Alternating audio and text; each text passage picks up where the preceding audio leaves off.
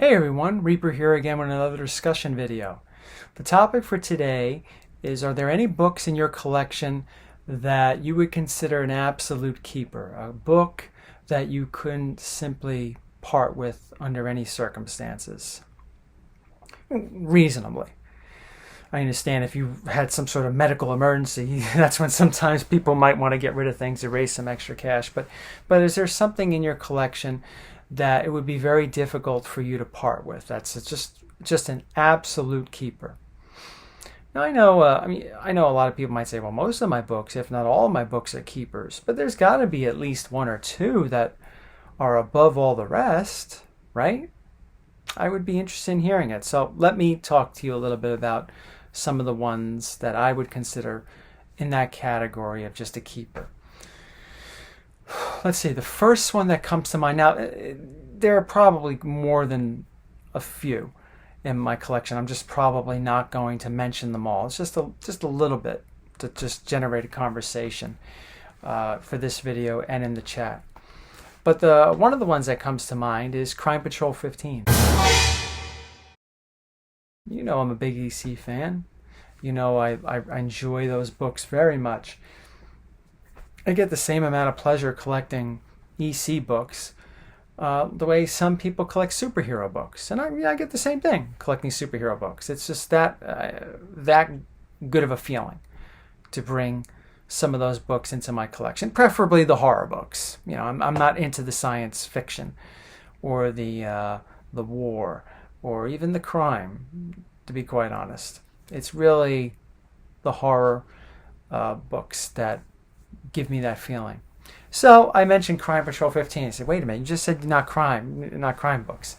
Well, Crime Patrol 15 would become Tales from the Crypt, and it's the first appearance of the Crypt Keeper, and it's an incredibly difficult book to find.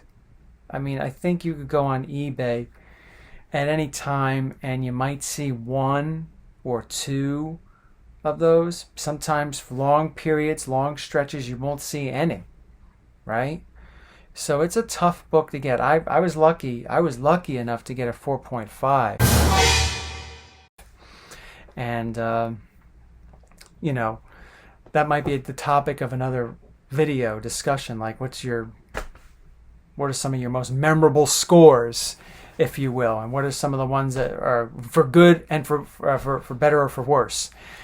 But it would be the top one that would come to my mind is Crime Patrol 15. For the reason I just said. It was an incredibly difficult book to find. Now, for those that were watching my channel back in 2018, and 2019, those were the years where I really started to focus on creating an EC collection. I didn't have too many ECs. I've had them in reprints for years, and I've bought a few here and there, ones that I could get for a good price and so forth. But then I said in 2018, you know something?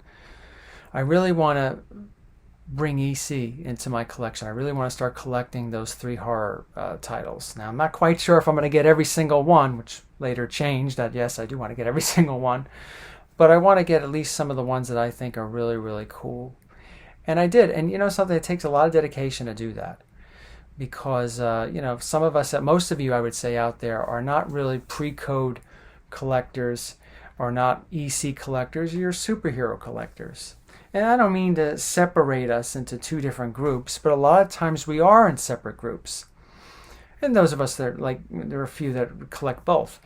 But the reason why I say that is because for the superhero collectors that want to get a big superhero book, and I'm not talking gigantic superhero book, like a Strange Tales 110 or a Daredevil #1 or Amazing Spider-Man 1. I'm talking like other big books like a Fantastic Four 12 or Fantastic Four 2. Books that are thousands of dollars, depending on the grade.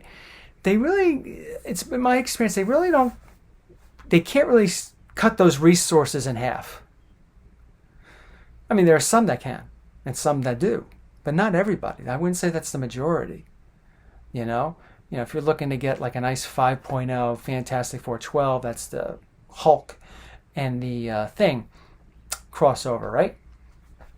That's an expensive book.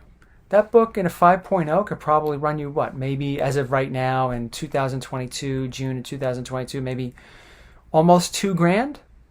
I could be wrong on that. I might be off a couple $100, but it's expensive. For your everyday collector that tries to save up to get a decent sized book like the one I mentioned or others like it, it takes some time to build up funds to get that. And for that same collector, you say, hey, I like EC, but are you willing to start getting some ECs? Well, or even pre-codes. It would cut that funding in half, where that collector would most likely have to make a decision. Do you want to collect go this way or that way? It doesn't mean you don't like the other way. It just means that maybe you just don't have the resources to bring both together.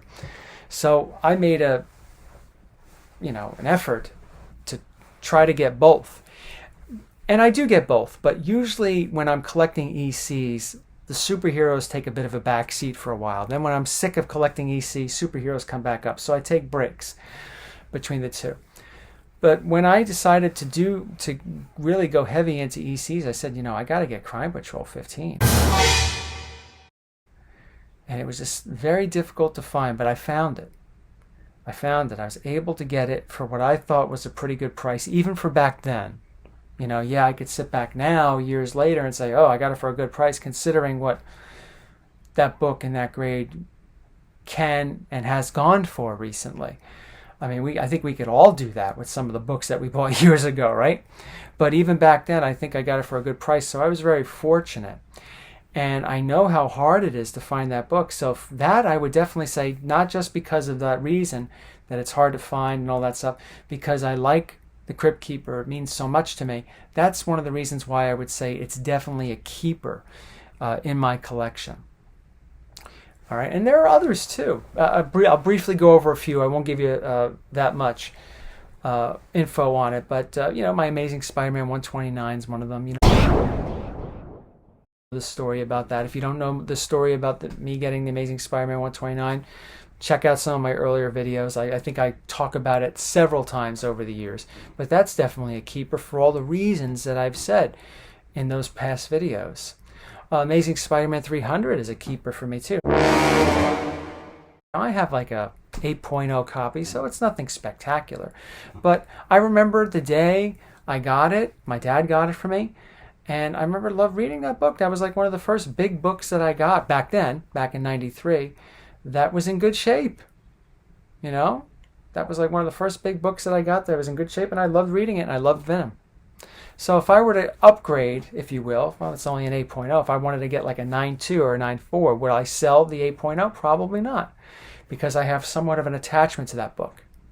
I would just buy the 9.2, the 9.4, and keep the 8.0 as just, the copy that I hold nostalgia for. Okay? So, do you have any books like that in your collection like I just described? Keepers. And what's the story behind why it's a keeper in your collection? I'd be interested in reading about it. Be safe, everybody, and take care.